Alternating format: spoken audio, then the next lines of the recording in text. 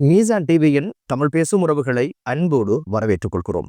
இன்றைய இந்த காணொளி ஒரு அதிர்ச்சியான செய்தி தொடர்பானதுதான். சத்சர நிமேஷனுடைய பூத உடல் தோண்டி எடுக்கப்பட வேண்டும், அது மீண்டும் பிரேத பரிசோதனைக்கு உட்படுத்தப்பட வேண்டும் என்ற ஒரு ஓர்டர் ஒன்ன கொழும்பு நீதவான் நீதிமன்றம் பிறப்பிச்சிருக்குது. என்ன நடந்த, ஏன் இந்த ஓர்டர் வந்த, யாரு நீதிமன்றத்தை அணுகினாங்க, அணுகிறதுக்கு பின்புலமாக இருந்த காரணிகள் தான் என்ன, எப்படியான சந்தேகங்கள் வெடித்திருக்குது அப்படின்னு பல்வேறு விஷயங்களை தான் இன்றைய காணொளி தாங்கி வருது. இதுவரைக்கும் எங்களுடைய சேனலை யாரெல்லாம் சப்ஸ்கிரைப் பண்ணலையோ அவங்க எங்களுடைய சேனலை சப்ஸ்கிரைப் பண்ணி வைங்க, பிடித்திருந்தா லைக் பண்ணுங்க. இது சம்பந்தமாக நீங்க என்ன நினைக்கிறீங்களோ அந்த ஒரு விஷயத்தை கண்டிப்பாக கமெண்ட்ல சொல்லுங்க அப்படின்ற ஒரு வினயமான ஒரு வேண்டுதலோட வாங்க வீடியோக்குள்ள போகலாம். சத்சர நிமேஷ் வெலிக்கட போலீசாரால் கைது செய்யப்பட்டு பின்பு வைத்தியசாலையில் அனுமதிக்கப்பட்ட நிலையில மரணம் அடைஞ்சாது அப்படின்ற ஒரு விஷயமும், அவருடைய மரண மூச்சு திணறல் தான் அப்படின்ற ஒரு விஷயமும் பிரேத பரிசோதனையில அறிக்கையாக அந்த தாயோட கையில கொடுக்கப்பட்டது. இந்த தாய் இதுல பலத்த சந்தேகம் இருக்குது அப்படின்ற ஒரு யோசனையில உடனடியாக ஒரு பெட்சமொண்ட ஒரு மோசனோட போட்டு எனது மகனுடைய பிரேத பரிசோதனை முறையாக நடக்கல, அதுல எனக்கு பலத்த சந்தேகங்கள் இருக்குது அப்படின்ற ஒரு விஷயத்த நீதிமன்றத்துல சொன்னதுனால நீதிமன்றம் உடனடியாக சத்சர நிமேஷனுடைய மண்ணறைக்கு அதை தோண்டி எடுக்கும் வரைக்கும் 2 போலீசார் காவலில் நிறுத்தப்பட வேண்டும் என்று சொன்னதோட உடனடியாக சத்சர நிமேஷனுடைய பூத உடலை தோண்டி எடுத்து மீண்டும் 3 சிரேஷ்ட சட்ட வைத்திய அதிகாரிகளுடைய முன்னிலையில் தான் அந்த போஸ்ட்மார்டம் நிகழ்த்தப்பட வேண்டும். அதுக்கு பிறகு அந்த அறிக்கையை நீதிமன்றத்திற்கு சமர்ப்பிக்க வேண்டும் என்ற ஒரு கட்டளையினை கொழும்பு நீதவான் நீதிமன்றத்தினுடைய நீதிபதி அந்த ஓர்டரை போட்டிருந்தாரு.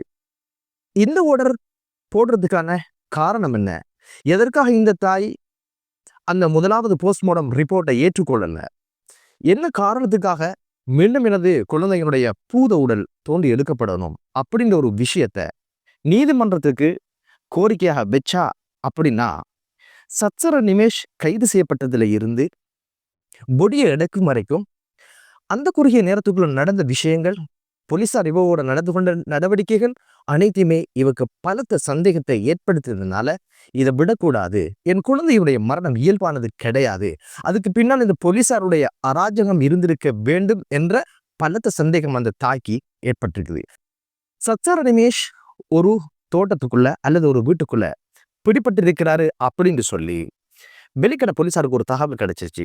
அந்த தகவலை ஒட்டி உடனடியாக போலீசார் விரைந்து சத்சர நிமேஷ கைது செய்யறாங்க. கைது செஞ்ச உடனே இவங்க தாய் அந்த சந்தர்ப்பத்துல பிள்ளைக்கு ஃபோன் பண்ற நேரம் ஃபுல்லா ஃபோனை ஆன்சர் பண்ணி, உம்மா என்ன பிடிச்சிட்டாங்க, என்னை கடத்துறாங்க, எங்க கொண்டு போறாங்க, என்ன சாப்பிடிக்க போறாங்க, இந்த பதட்டமான ஒரு குரல்ல அந்த விஷயங்களை தாயோட அவன் பேசியிருக்கிறான். அதோட ஃபோன் கட்டாச்சு.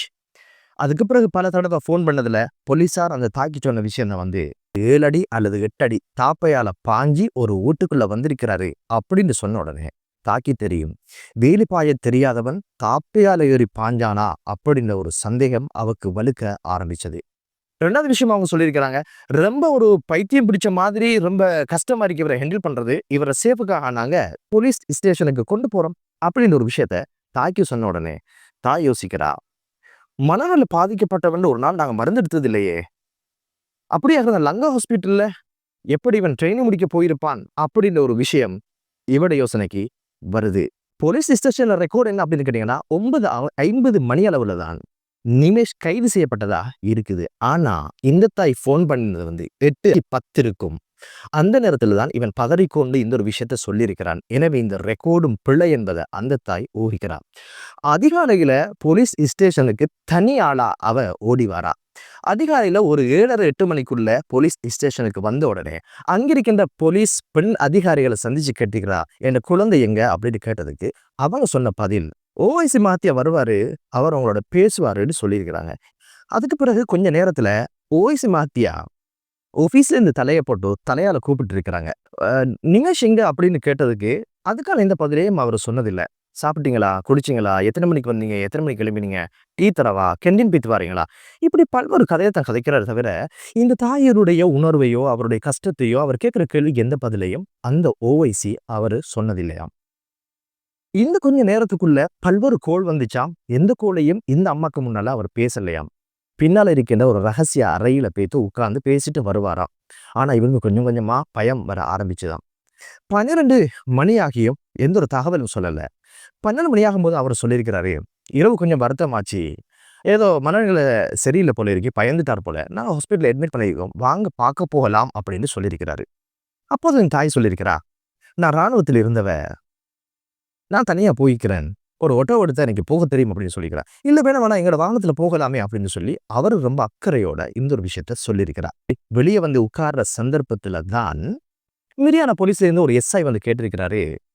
இரவு இறந்த பொடியனுடைய அம்மாவா இவ அப்படின்னு சொன்ன இவ தூக்கி வாரி போட்டதாக அவ சொல்றா. அதுக்கு பின்னால ஓஐசி பார்த்து கேட்டுக்கிறா, இந்த மகன் எங்க அப்படின்னு சொல்லும் பொழுதுதான், அமைதியா இருங்க, மகன் இறந்துட்டாரு, நாங்க ஹாஸ்பிட்டல் அட்மிட் பண்ணினோம், அதுக்கு பிறகுதான் அவர் இறந்தாரு அப்படின்னு ஒரு விஷயத்த சொல்லியிருந்தாங்க.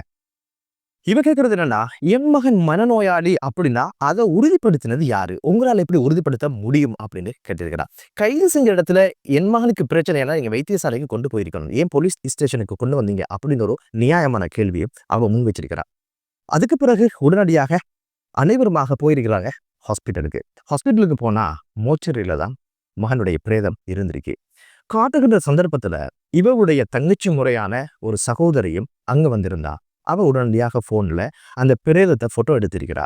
அப்போது ஒரு போலீஸார் சொல்லியிருக்கிறாங்க, மரண விசாரணை நடக்குது, இதெல்லாம் போட்டோ எடுக்கக்கூடாது, தாங்க போனா அப்படின்னு வாங்கி அதை எல்லாமே டிலீட் பண்ணினதோட இவங்களுக்கு இன்னும் இதுல சந்தேகம் வலுக்க ஆரம்பிக்குது. அதுக்கு பிறகு இவங்க எல்லாருமே போயிட்டு அடுத்த நாள் உடம்பு எடுக்கிறதுக்கு வராங்க.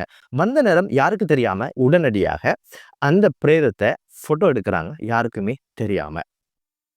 அதுக்கு பிறகு அவங்க கேட்கிறாங்க, போலீஸ் ஸ்டேஷன்ல சிசிடிவி இருக்குதானே, அதை பார்க்கலாமே என்று கேட்டதுக்கு அது ஒர்க் ஆகுது இல்ல அப்படின்னு சொல்லி அவங்க பதில் சொல்லியிருக்கிறாங்க. அதே போல இந்த பிடிச்சு கொடுத்தவரோட வீட்டு ஓனர் வந்து போலீஸ் ஸ்டேஷனுக்கு வந்திருக்காங்க. அப்ப அவங்க கேட்டுக்கிறாங்க, நாங்க அவரோட கொஞ்சம் பேசணும் அப்படின்னு. இல்ல கட்ட உத்தரவு எழுதுறாங்க, அப்படிலாம் பேச முடியாது என்று பல்வேறு தடவை உள்ள போய்த்து வந்திருக்கிறா. அவருக்கு தெரியாமலே அவரு போலீஸ் ஸ்டேஷன்ல இருந்து போயிட்டாரு. அவரை சந்திக்கவும் இவங்களுக்கு கிடைக்கல. இப்படி எல்லா விஷயங்களும் இவங்களுக்கு பலத்த சந்தேகத்தை உண்டாக்கினதுனால அந்த போன்ல இருக்கிற போட்டோ என்ன கண்டிஷன்ல இருக்கிறார் மகன் இருந்திருக்கிறார்னு ஒரு விஷயத்த அவங்க பார்த்து இருந்தாங்க. மிகப்பெரிய அதிர்ச்சியான ஒரு செய்தியை அவங்களுக்கு பார்க்க முடிஞ்சது. முதல் விஷயம் வந்து அவருடைய கழுத்து பகுதியில ஷூவினுடைய அடையாளங்கள் ஆழமாக பதிஞ்சிருந்ததை பார்க்க முடிந்ததுன்னு சொல்றாங்க. இரண்டாவது விஷயம், விரல்கள் உடைக்கப்பட்டிருக்குது, காலில் பலத்த காயங்கள், பொல்லால் அடித்த காயங்கள் வந்து உடல் முழுக்க பயங்கரமான காயங்கள் இருப்பதை அந்த போட்டோ எடுத்து இவங்க சோசியல் மீடியால அப்படியே வெளியே விட்டாங்க. அதுக்கு பிற்பாடு அந்த பொடியை தாய் பொறுப்படுத்ததுக்கு பின்னால அவங்க சொல்லியிருக்காங்க, நிமேஷனுடைய பொருட்கள் எல்லாம் போலீஸ் ஸ்டேஷன்ல இருக்கிறது வந்து எடுத்துக்கொள்ளுங்க அப்படின்னு சொன்ன நேரம் அங்க போயிட்டு பொருட்கள் எடுத்துட்டு சைனை பண்ணி பார்த்ததுல லேப்டாப் இருந்தது, ஒரு போன் உடைக்கப்பட்டிருந்தது, சில கிரீம்கள் அவர் பாவிச்ச கிரீம்கள் அந்த பையில இருந்திருக்குது. இவ கேட்டீங்களா, மகனோட ஆடை எங்க அப்படின்னு சொல்லி, அதெல்லாம் ஹாஸ்பிட்டல்ல அப்படின்னு சொல்லியிருக்கிறாங்க. ஆனா ஹாஸ்பிட்டல்ல நிமேஷ் அணிந்திருந்த ஆடை வந்து ஒரு ஷார்ட்ஸ். இவ சொல்றா, என் மகன் அவன் வாழ்க்கையில ஷார்ட்ஸ் அணிஞ்சதே கிடையாது, அது அவனுடையது இல்லை அப்படின்றத உறுதியாக சொல்றா. அப்படியாக இருந்தா ஆடை போலீஸ் ஸ்டேஷன்ல தான் இருக்க முடியும் என்ற ஒரு சந்தேகத்துல அவ என்ன செஞ்சிருக்கிறா, ஜெயிலுக்குள்ள செல்லுக்குள்ள போயிட்டு பார்த்திருக்கிறா. பக்கத்துல இருந்த குப்பைத்தட்டியை பார்த்திருக்கிறா. 3 குப்பைத்தட்டி ஒவ்வொன்றை பார்த்ததுல தான் ஒன்றுல செருப்பெல்லாம் ஃபில்லப் பண்ணி இருந்ததுனால ஒவ்வொரு செருப்பை எடுத்து பார்த்தா தன் மகனுடைய நீல டெனிம் கலெக்ஷன் அங்க இருக்கிறத பார்க்கிறா.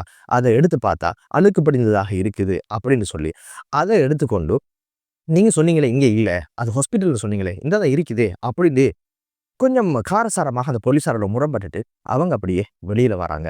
அவருடைய பூத உடல் நல்லடக்கம் செய்யப்பட்டது. செய்யப்பட்டதுக்கு பிற்பாடு இந்த தாய் ஓயல்ல. இந்த தாய் என்ன பண்ணினாண்டா, உடனடியாக இந்த மரணத்துல எனக்கு சந்தேகம் இருக்குது அப்படின்னு சொல்லி ஊடகங்களுக்கு கருத்து சொல்ல ஆரம்பித்தா. பல்வேறு ஊடகங்களோட சந்திச்சா, பல்வேறு யூடியூபரை சந்திச்சு இவரோட பிரச்சனையை சொல்ல ஆரம்பிச்சா. அதுல வந்த அவரோட குடும்ப உறுப்பினர் சொல்ற விஷயம் என்ன அப்படின்னு கேட்டீங்கன்னா, வெளிக்கட போலீஸுக்கு வதை செஞ்சு படுகொலை செய்யறது மிகப்பெரிய ஒரு வரலாறு கொண்ட ஒரு போலீஸ் ஸ்டேஷன் அப்படின்ற ஒரு விஷயத்த பகிரங்கமாக அங்க வந்திருந்த அவருடைய உறவுக்காரர் தெளிவாக சொல்லியிருந்தார். அவர் எடுத்துக்காட்டாக சொன்ன ஒரு விஷயம் தான் என்ன அப்படின்னு கேட்டீங்கன்னா, ராஜ்குமாருடைய படுகொலையும் இங்கதான் நடந்த பின்பக்கமாக ஒரு வதை முகாம் இருக்குது, அங்க சித்திரவதை செய்வாங்க, பணத்துக்காக எதுவும் இவங்க செய்வாங்க அப்படின்னு ஒரு விஷயம் சொன்னாரு. அந்த ஊடகவியலர் கேட்டாரு, ராஜ்குமாருக்கு பணத்தோட ஏதோ ஒரு பிரச்சனை அரசியலோட இருந்ததுனால டிஐஜி வரைக்கும் அந்த பிரச்சனை போய் பிரதி போலீஸ் அதிபர் வரைக்கும் போய் அதுல எல்லாரும் சம்பந்தப்பட்டாங்க, நிமேஷுக்கு என்னதான் பிரச்சனை அப்படின்னு கேட்டு இருந்தாங்க. ஒரு அதிர்ச்சியான ஒரு செய்தியை அவங்க சொன்னாங்க. அதுதான் பார்ட் டைம் ஒர்க் பண்ணது ஒரு மசாஜ் சென்டர்ல இவர் ஒர்க் பண்ணாரு, அதுல ஏதோ பிரச்சனை இருக்கிறதாக எங்களுக்கு அவர் பல தடவை சொல்லியிருக்கிறாரு.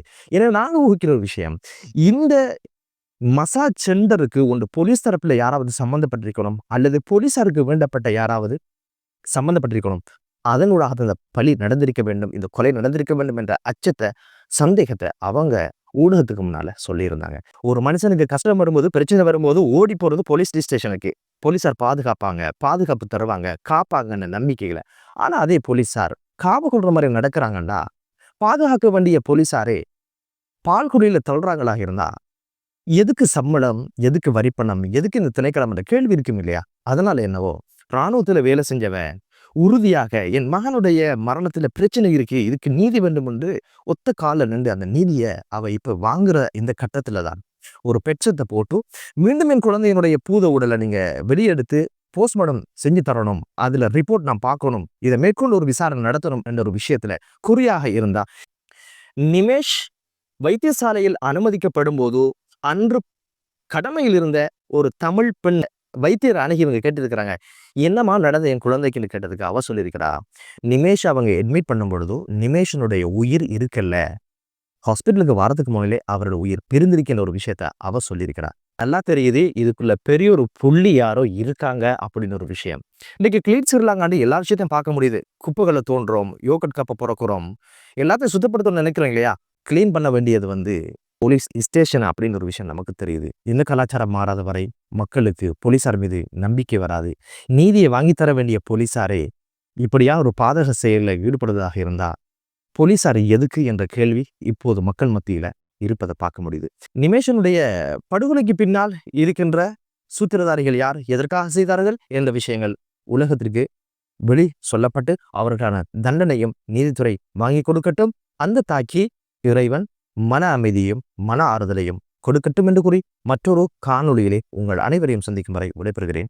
நன்றி.